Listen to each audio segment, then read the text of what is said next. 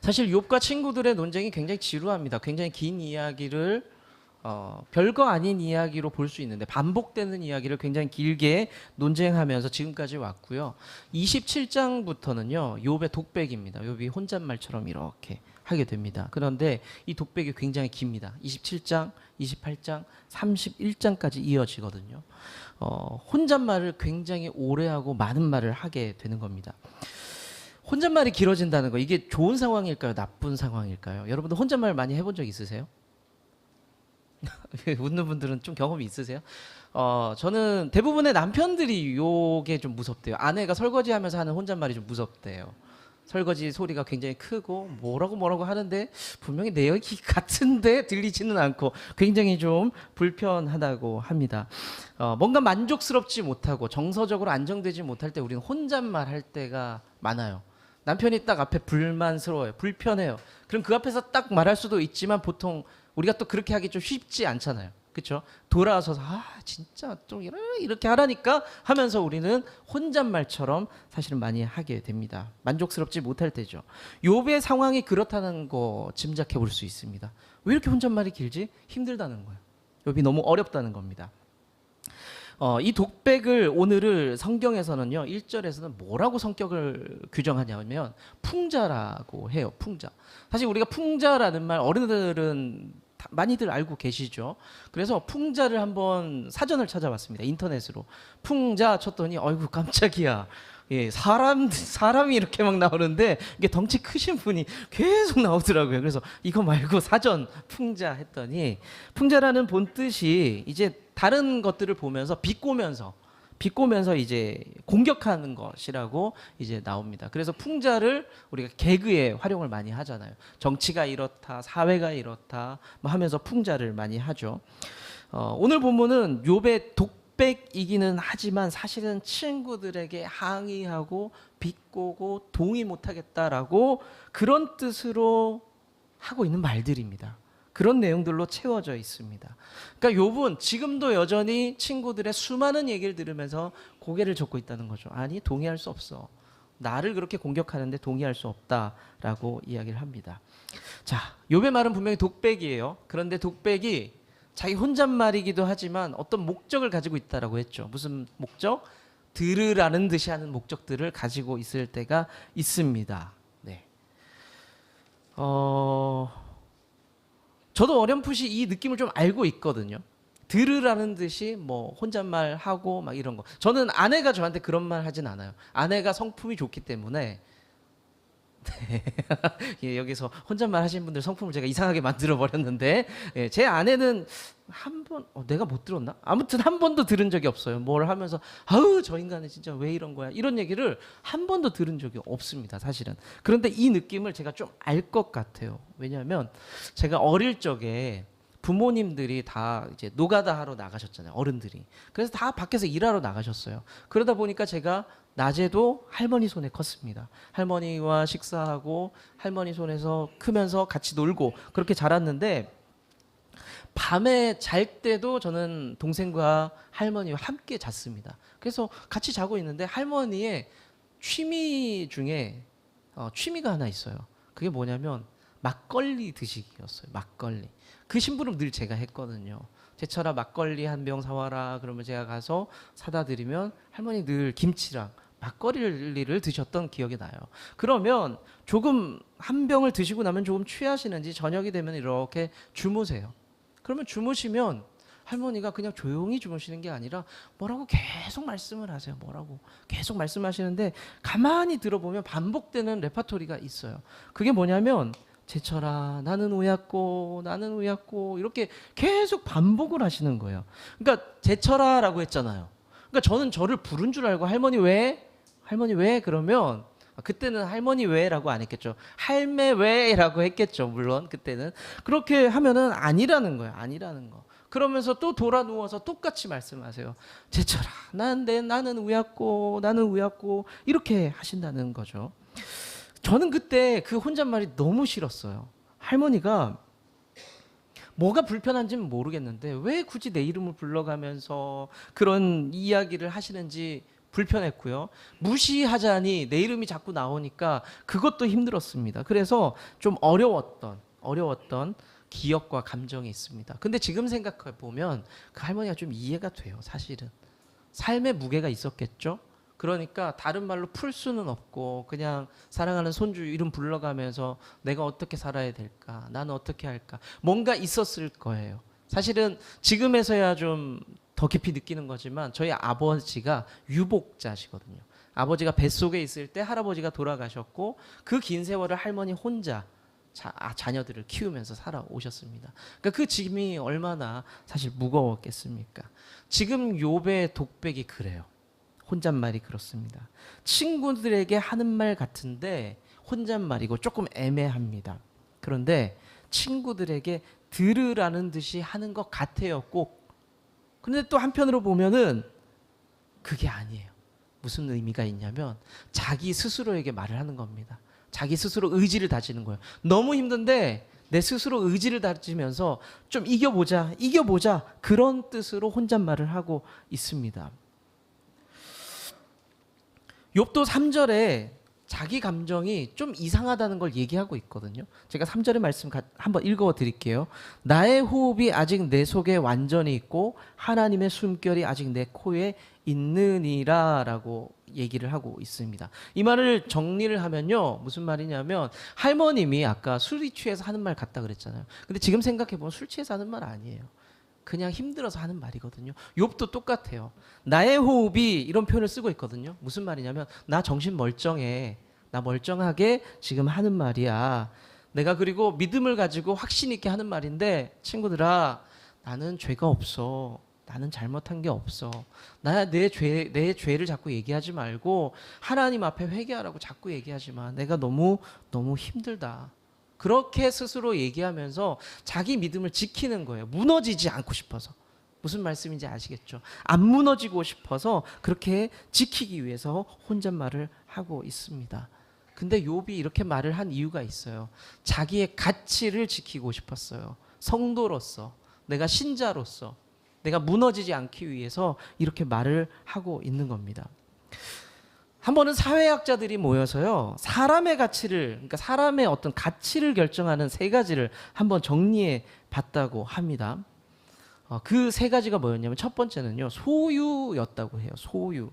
그러니까 누가 뭐를 얼마나 많이 가졌냐를 통해서 그 사람의 가치가 결정된다라는 거예요. 여러분들 이 이야기를 들으면 무슨 그런 천박한 이야기를 하십니까? 라고 부인할 수가 있습니다. 그런데 사람이 얼마나 많이 가졌냐를 가지고 우리가 사람을 평가합니까? 안 합니까? 많이들 하고 있어요. 이 세상이. 이 사회가 그렇게 하고 있습니다. 부정하고 싶지만 현실이 그래요. 부정할 수가 없습니다. 그래서 다들 자기를 가치를 올리기 위해서 어떻게 해요? 많이 가지려고 하죠. 심지어는 많이 가진 것처럼 보이려고 해요. 사실은. 우리가 이게 어른들의 세계만 그렇지도 않아요. 저도 어릴 때 보니까 제 과시욕을 드러내기 위해서 저의 존재를 탁 드러내기 위해서 어떻게 했나 봤더니 딱지를 그렇게 모았어요. 아니 뭐 그럴 수 있잖아요. 내가 이만큼 있다. 그 종이 딱지도 모으고요. 말도 안 되는데 그때 뭘 했는지 모르겠는데 병뚜껑도 모았어요. 그게 내 존재 가치였어요. 그 동네에서. 근데 어른들은 안 그래요? 어른들도 그렇게 산다는 겁니다. 오래전에 어떤 한 집사님이 자기 차를 바꿔야 되겠다는 거예요. 집사님 차 바꾸세요. 왜냐하면 그 집사님 차가 좀 오래됐거든요. 제가 봐도 오래됐고 너무 작았어요. 그래서 잘 됐네요. 바꾸시면 되겠네요. 근데 너무 낡았죠? 라고 했더니 그 집사님이 다른 말씀을 하시는 거예요. 아니요, 저는 더 탈 수 있어요. 그런데 다른 이유가 있다는 겁니다. 자녀들이 그 차를 가지고 학교 오면 싫어한다는 거예요. 그 차를 끌고 오면 애들이 싫어한대요. 그래서 더는 이 차를 탈 수 없을 것 같다라고 하면서 조금 아픈 이야기를 하시더라고요. 사실 남자들이 차를 좋아하기도 하지만 차를 자주 바꾸거나 좋은 차를 타려는 이유가 뭡니까? 많은 남자들이 그 차가 내 수준이 된다라고 생각을 해요. 그 차가 내 가치가 된다라고 생각을 합니다. 그래서 내가 인정받고 싶어서 좋은 차를 타고 내가 인정받고 싶어서 큰 차를 타는 경우가 많이 있습니다. 그리고 수많은 사람들이 좋은 차를 사면 어떻게 하죠? 인증사진을 찍고 인스타그램에 올리기 시작하죠. 내 가치라고 생각해요. 그래서 남자들은 그렇게 올리면서 나와 격이 맞는 좋은 사람들아 내게 와라라고 메시지를 전하는 거예요. 메시지를. 자, 소유를 통해서 자신의 가치를 증명하려고 합니다. 두 번째는 뭐였냐면 능력입니다. 능력. 이 능력은 뭐냐면 어떤 일이 주어졌을 때 그것의 성과를 낼 수 있는 능력을 말합니다. 직장에서 어떤 일이 맡겨지잖아요. 그거를 누군가에게 이렇게 직원들에게 맡기면 스마트하게 일을 깔끔하게 처리하는 수완이 좋은 사람들이 분명히 있죠. 분명히 있을 겁니다. 주변에도 있을 겁니다. 하다못해 집에만 집안일만 시켜도 그렇잖아요. 아들 원투 쓰리가 있거나 뭐 남편이 있거나 일 시켜보면 일을 깔끔하게 치우는 사람이 있잖아요. 그게 능력이거든요. 주어진 일들을 잘하는 사람이 능력이 있는 사람입니다. 그럼 우리는 그런 사람들을 보고 능력 있다라고 얘기해요. 사회생활 하실 때 일을 잘해서 이렇게 진급하시는 분들이 있죠. 진급하시는 분들, 그런 사람들을 향해서 많은 사람들이 뭐라 그래요? 저 사람 능력 있다, 능력 있다라고 이야기를 합니다. 목회자 세상은 안 그럴 것 같아요. 목회자 세상도 비슷해요. 목회자가 부임을 해서 교회 성장을 해요. 교회가 막 커집니다. 그리고 심지어는 교회 막 건축도 해요. 그러면 사람들이 뭐라고 하는지 아세요? 저 사람 능력 있네라고 이야기를 합니다. 때로는 이게 비틀어진 마음 때문에 어떻게 되냐면 상황이 그렇지 않은데 굳이 할 필요 없는데 건축을 한다든지 무리해서 확장을 한다든지, 그 왜 그런지 아세요? 능력 있고 싶어서 그런 거예요. 능력을 인정받고 싶어서 그런 겁니다. 여러분들 연예계는 안 그럴까요? 연예계도 능력 있는 사람들이 계속 스카웃되는 거 아니에요? 그 능력은 딴 데서 오는 게 아니죠. 흥행을 끌어줄 만한 사람들을 계속해서 픽업하는 겁니다. 운동선수는요, 성적이 잘 나오면 그 사람의 능력을 인정받게 되고 가치를 높게 평가받게 되죠. 여러분들 손흥민 왜 좋아하세요? 왜 능력이 있다고 인정하세요? 잘생겨서? 잘생겨서 아니에요. 그 친구는 골을 많이 넣죠. 성적이 좋아요. 근데 성적이 좋고 주목을 받았는데 보니까 훈남이더라. 뭐 이렇게 따라오는 거죠. 사실은. 그리고 세 번째가 뭐냐면 소속의 문제입니다. 내가 어디에 속해 있느냐를 통해서 그 사람의 가치가 또 다르게 평가되기도 합니다. 제가 아주 어릴 적에요. 아버지의 지갑을 이렇게 열어보잖아요. 신분증이 두 개가 나와요. 하나는 운전면허증. 옆에는 아버지가 동네에 봉사를 하셨거든요. 지금은 그런 거 있나? 자율방범대라는 거 있나요? 지역마다? 네, 있어요. 자율방범대 대장이었어요. 아버지가 그 지역에서. 그래서 그 두 개를 다 놓고 다녀요. 뭐 좋으신가 보다라고 처음에 생각했죠. 본인이 그렇다는 거에 대해서 그렇게 생각을 했는데, 요즘은 과속 단속을 어떻게 하죠? 이동형도 있고 뭐 많잖아요. 다양하게 이제 자동차 과속 단속을 하는데, 예전에는 어떻게 했어요? 고정형만 고정형이 없고, 지금은 고정형이 이렇게 많이 있지만 예전에는 경찰 아저씨들이 들고 나와서 이렇게 세워놓고 쐈잖아요. 그리고 이렇게 잡아서 뭐 과속하셨다라고 얘기를 단속을 하셨잖아요. 자, 여러분들 혹시 잡혀 보셨어요? 그 시대 경찰 아저씨한테 좀, 예, 잡혀 보시면 수고하십니다. 창문 내리면 뭐라고 하세요? 그 다음에 면허증 제시해 주세요라고 하시죠. 저는 아버지와 장거리를 갈 때마다 당했어요. 갈 때마다 경찰을 만나서 창문을 내렸거든요. 그러면 경찰 아저씨가 이렇게 본단 말이에요, 아버지를. 그러면 아버지가 아유 고생하십니다 하면서 지갑을 엽니다. 지갑을 열어서 그럼 뭐가 있다고요? 예, 운전면허증과 자율방범 대장증이 나옵니다. 그러면 이렇게 아버지가 보란 듯이 이렇게 펼쳐요. 네, 그럼 경찰관이 이렇게 면허증을 보니까 볼 거 아니에요. 보더니 경찰 아저씨가 이렇게 얘기하는 걸 제가 들었습니다. 같은 식구셨네요. 이제 과속하지 마시고 조심히 가세요. 이번에는 그냥 가십시오라고 안전한 운전하시라 하면서 이렇게 보내주는 거를 제가 봤습니다. 지금 이렇게 하면 안 되죠. 옛날에는 뭐 별게 다 통했던 시대였던 것 같아요. 아마 옛날에 운전 좀 하셨던 분들은 그런 소문 많이 들으셨을 거예요. 경찰관 아저씨에게 면허증과 함께 5,000원짜리를 껴준다든지. 옛날 얘기죠, 옛날 얘기. 자, 근데 무슨 얘기를 하고 싶냐면요, 아버지는요 그 당시에 자신의 소속을 통해서 자기의 가치를 증명하고 싶었던 겁니다. 내가 여기 있어요, 내가 이런 일을 하고 있습니다를 통해서 내가 이런 사람입니다라는 걸 보여주고 싶었던 거죠. 우리가 어디에 있냐를 통해서 사실은 그 사람의 소속을 결정하기도 합니다. 많은 분들이 이게 사실은 우리 착각이라는 걸 알거든요. 소속 자체가 내가 빛나게 하지를 않거든요, 사실은. 그래서 우리 신앙생활 하는 사람들도 이런 거 굉장히 많아요. 여러분들 큰 교회, 진짜 큰 교회 다니는 분들은 교회 이름을 얘기할 때 아주 자랑스럽게 얘기합니다. 서울에 계신 분들, 저는 뭐 온누리교회 다닙니다. 저는 사랑의 교회 다닙니다. 저는 분당 지구촌 교회 다닙니다라고 엄청 또박또박 얘기합니다. 부산에 계신 분들은 어느 교회 얘기할까요? 몇 개 교회 꼽아볼까요? 그 교회 디스하는 거 아니에요? 예, 저는 어디 교회? 제가 한번 가고 싶은 교회 얘기해보세요. 상처 안 받을게요. 얘기해보세요. 저는 네, 이렇게 많은 이야기 나올 줄 몰랐습니다. 예, 수영로 교회 다닙니다. 풍성한 교회 다닙니다. 저기 호산나 교회 다닙니다. 뭐 많이 나올 수 있겠죠. 뭐 기장 안에 계신 분은 뭐 기장로, 기장교회 뭐 그런 교회들 이름들이 나올 수 있습니다. 그런데 여러분들 혹시 어디 가서 저는 좋은 나무 교회 다닙니다라고 똑똑하게 또박또박 얘기하십니까? 아이, 감사합니다. 많은 분들이 그렇지 않아요. 저는 그냥 뭐 조그만한 교회, 미자리 교회, 상가 교회 다녀요라고 이야기를 합니다. 자기의 가치가 그 소속 속에 있다라고 믿기 때문이죠. 옛날에 그런 말 있잖아요. 급할 때는 병원 청소부라도 알면 그게 도움이 된다. 급할 때는 청와대 청소부라도 아는 게 도움이 된다라는 말들이 있었죠. 소속이 어딘가, 그 문제는 생각보다 중요한 문제였습니다. 사람들에게 있어서 보통. 사회학자가 평가한 세상의 기준들을 길게 제가 설명을 했어요. 왜 굳이 이 귀한 시간에 성경 이야기도 바쁜데 이렇게 길게 이야기들을 했을까요? 단순합니다. 욥의 상황이 그랬어요. 무슨 말씀이냐면 욥이 경건한 의인으로 처음에 등장을 했어요. 욥은 사회적으로 인정받는 사람이었습니다. 그런데 지금 욥이 어떤 상태인지를 여러분들에게 알려주고 싶은 거예요. 욥은요, 지금 어떤 사고 때문에 자신의 재산을 다 날려버렸어요. 여러분들 기억하실 거예요. 초창기에 함께 봤으니까. 소유를 다 잃어버렸습니다. 그리고 욥은 자기의 성공과 능력의 상징이었던 자기의 일터, 사업장을 다 날려버리고 무능력자가 됩니다. 지금 욥이 어디에 앉아 있냐면요, 성경에서는 이렇게 표현해요. 성 밖에 앉아서 가려운 곳을 긁어가며 친구들과 대화하고 있어요. 자, 지금 욥이 잃어버린 것 두 가지를 얘기했었거든요. 소유를 잃어버렸고 능력을 잃어버렸습니다. 그리고 욥은 뭘 잃어버렸냐면 가족들을 잃어버렸어요.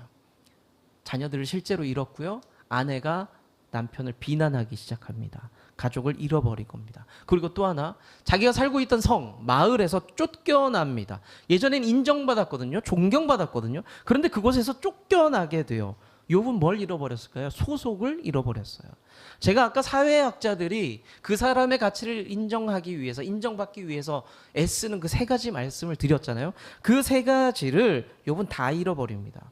욥은 필요 없는 사람이고 종교적으로도 죄인이 되어버렸습니다. 이런 억울한 상황 속에서 욥이 할 수 있는 것은 하나님 억울합니다. 친구들아 난 억울하다 라고 계속해서 호소하는 거예요. 호소하는 거. 여러분들이 믿음이 얼마나 있는지 모르겠지만 여러분들 모든 것을 잃어버렸을 때 여러분들이 신앙이 있다면 그게 크든 작든 많든 적든 간에 여러분들 분명히 하나님께 호소할 거예요. 기도할 겁니다. 어떤 식으로든. 그러면 여러분들이 기도할 때 여러분들 기대하는 게 뭐예요? 기도하면서 기대하는 거. 응답이라는 거잖아요. 소위 말해서 응답을 기대해요. 어떤 응답을 주로 기대합니까? 내게 좋은 것을 기대하죠. 그런데 내게 좋은 것을 꼭 말하지 않더라도 속 터지는 상황이 있어요. 어떤 상황인지 아세요? 아무 말도 안 하시는 거. 하나님이 아무 말도 하지 않으면 속이 터집니다. 욥이 지금 모든 것을 잃고 답답한 마음이었거든요. 하나님께 계속해서 호소합니다. 그런데 하나님께서 아무 말씀하지 않으세요. 그래서 욥이 선택한 것은 혼잣말이에요. 계속 스스로를 다독이는 겁니다. 나 죄가 없다고, 나 진짜 무죄하다고, 나한테 왜 그러냐고 라고 친구한테 말하는 것 같고 하나님께 말씀드리는 것 같지만 자기 스스로 얘기하면서 무너지지 않기 위해서 버티고 있는 겁니다. 믿음의 분량이라는 게요, 믿음의 크기라는 것이 언제 드러날까요? 사실은 평온할 때 잘 드러나지 않아요. 우리가 고난 속에 있을 때 내가 어떻게 살아가느냐, 어디를 바라보느냐를 통해서 내 믿음이 드러납니다. 고난이 길어져요. 그럼 믿음이 연약한 사람들은 어떻게 될까요? 이런 어떤 반응이 나올까요? 하나님 앞에 째려보는 거예요. 하나님 째려보기 시작하는 겁니다. 하나님을 오해하거나 하나님을 불신하기 시작을 합니다. 제가 지난주에 이런 표현을 썼어요. 우리가 불편한 상황이 되면, 곤란하고 불편하고 어려운 상황이 되면은 우리는 하나님 디스할 수 있다. 그러니까 그러니까 젊은 친구들이 흔히 말하는 거죠. 래퍼들이 서로를 향해서 공격하는 걸 뭐 디스한다라고 얘기를 하죠. 그러니까 하나님을 그렇게 디스할 수 있습니다. 불평하고 욕할 수 있죠. 우리는 어려워지면 믿음의 민낯이 드러나는 거예요. 여러분들 몸이 아플 때, 일이 잘 안 풀릴 때, 내가 손해를 보기 시작할 때 하나님 앞에 뭐라고 얘기하세요? 우리가 그것이 믿음의 민낯이라는 겁니다. 욥은요, 그런데 입술 꽉 깨무는 거예요. 지금 욥은 믿음 좋은 사람이에요. 입술을 꽉 깨물고 의지적으로 입술을 깨물면서 하나님 앞에서 믿음을 지키려고 애쓰는 모습을 보이고 있습니다. 입술 꽉 깨물면 피나거든요. 피나지만 버티는 거예요. 그리고 내 입술 사이에서 하나님 진짜 나쁜 분이라는 말이 튀어나올 것 같지만 하나님을 정면에서 저주하지 않고 하나님께 돌아서지 않고 그 자리를 지키고 있습니다. 사실 욥을 향한 하나님의 기대가 요거였거든요. 우리가 욥기를 시작하면서 욥이 막 시험 받을 때 하나님께서 사탄과 이야기할 때 하나님께서 욥을 향한 기대를 말씀하신 적이 있어요. 욥기 2장 3절의 말씀인데 한번 볼게요. 욥기 2장 3절의 말씀입니다. 시작.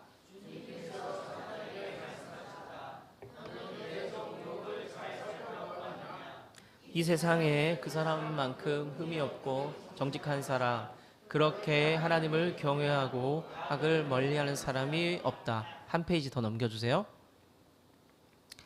시작. 내가 나를 부추겨서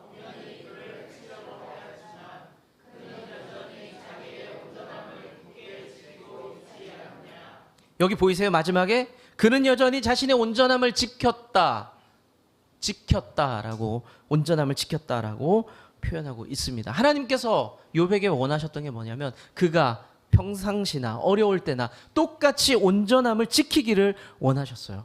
아무리 환경이 바뀌고 고난이 닥치고 어려울지라도 그 온전함을 지키길 원하셨습니다. 하나님께서 욥에게만 그것을 원하고 있을까요? 21세기를 살아가는 성도인 여러분들에게도 원하고 있어요. 너의 삶이 쉽지 않지, 어렵지, 하지만 너의 온전함을 내가 보기를 원한다라고 말씀하고 있다는 겁니다. 최근에 몇몇 친구들에게 말씀을 좀 정리할게요. 최근에 몇몇 친구들에게 안 좋은 소식을 좀 들었습니다. 한 친구는요, 너무 슬펐는데 그 이야기를 듣고 아들이 소아백혈병으로 천국으로 가게 됩니다. 6살이었어요. 6살. 얼마나 마음이 아파요. 사역하는 친구예요. 또 다른 사역하는 친구인데요. 그 친구는 늦게 결혼해서 아이가 좀 늦었습니다. 아이가 이제 한돌이 됐거든요. 근데 그 아이는 태어날 때부터 선천적으로 질병이 있었습니다. 그래서 태어나서부터 지금까지 계속 병원에서 살아요. 그 부모 마음이 어떻겠어요? 제가 그 친구들과 이야기할 때 카톡을 하거나 전화를 하면서 제가 무슨 말을 할 수 있겠어요? 아무 말도 못해요. 제가 욥의 친구들처럼 그런 이야기 할 수 있을까요? 네 삶에 죄가 있는 것 같아. 네가 기도해야 될 것 같다. 네 삶에 좀 문제가 있는 것 같다. 그렇게 얘기를 할 수 있을까요? 세상에는 이유 없이 고난을 당하는 사람이 엄청나게 많습니다. 그러면서 치열하게 믿음을 지키며 살아가는 사람들이 많습니다. 우리도 언젠가 그런 상황에 마주할 수 있어요. 여러분들 갑자기 나는 망하지 않을 거야, 그런 자신할 수 있으세요? 아니, 저는 그렇지 않아요. 나는 아프지 않을 거야, 그런 자신 있으세요? 우리 삶이 그렇지 않잖아요. 갑자기 마주하게 됩니다. 그날이 오면은 여러분들이 제게 기도 요청을 할 거고, 목사님 제게 이런 어려움이 있습니다라고 부탁을 할 거예요. 기도 부탁을 할 거고요. 근데 죄송하지만 너무 큰 어려움을 만난 분들 앞에 제가 기가 막힌 조언들을 못해요. 무슨 말을 해야 될지를 모르겠어요. 진짜로. 아마 여러분들이 힘들다고 저를 의지하고 싶어서 오실 때에 저 수려한 말로 여러분들 위로하지 못할 수 있습니다. 근데 한 가지는 알아주세요. 그게 내가 말할 수 없지만 하나님께는 말하고 있다는 거. 하나님께는 함께 말하면서 기도하고 있다는 것은 여러분들이 기억해 주시면 좋겠습니다. 그리고 제가 오늘 말씀을 통해서 여러분들에게 드릴 수 있는 말은요, 여러분들이 어려움 가운데 있을 때 제가 용기 내서 여러분들에게 저 이럴 수 있어요 라고 할 수 있는 말이 있습니다. 하나님께서 욥에게 기대하셨던 게 뭐라고요? 온전함이라고. 온전함이라고 그랬잖아요. 제가 여러분들에게 드릴 수 있는 말 뭐냐면, 제가 뭐라 위로 드릴 수 없지만 여러분들 견뎌 주시길 바랍니다.